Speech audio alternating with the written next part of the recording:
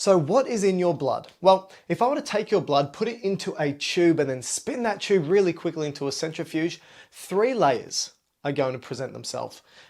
Going from top to bottom, these 3 layers include the blood plasma, the buffy coat, and the red blood cells. And they separate themselves out according to their density, how heavy they are. So obviously the heavy red blood cells at the bottom, then the lighter components here, and then the lightest components at the top.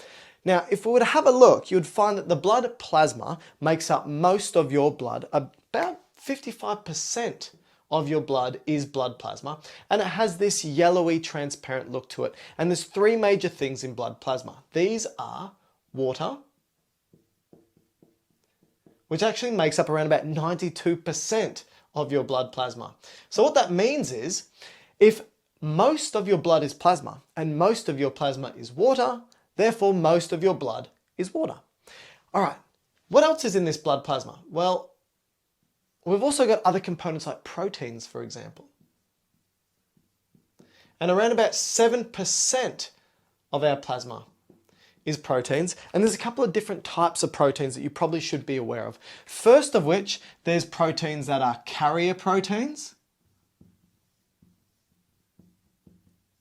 And carrier proteins, they can carry drugs, they can carry fats, they can carry hormones, they can carry a multitude of things. These include albumin, for example, probably the most abundant carrier protein. Other proteins can include immune proteins, so globulins, for example, and it can also include, so we've got carrier proteins, immune proteins, and what we're also after here are clotting proteins. And this can include proteins such as fibrinogen. Water makes up 92% of our plasma, proteins make up 7%, solutes make up the final less than 1%.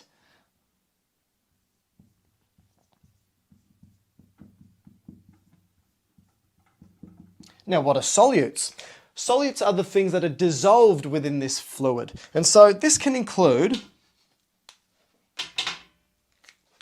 ions. So ions include sodium, magnesium, potassium, just as examples, sodium, magnesium, potassium, just as some examples. It can include things such as nutrients. This can include glucose or amino acids, or also some kinds of fats as well. It can include gases. These gases can be oxygen and carbon dioxide, for example, and it can include wastes and waste products, which can include urea, as an example. And these are the primary components of the plasma. The next component of our blood is that of the buffy coat, and the buffy coat actually makes up less than 1%. And there's 2 major things inside of our buffy coat. This is our leukocytes. And our leukocytes are our white blood cells.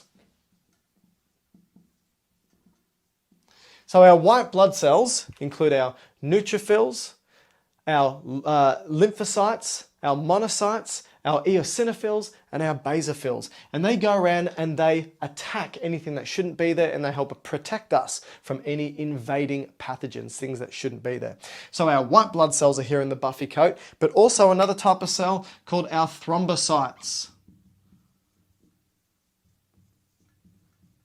And what do thrombocytes do? Thrombocytes help us clot, and this includes platelets.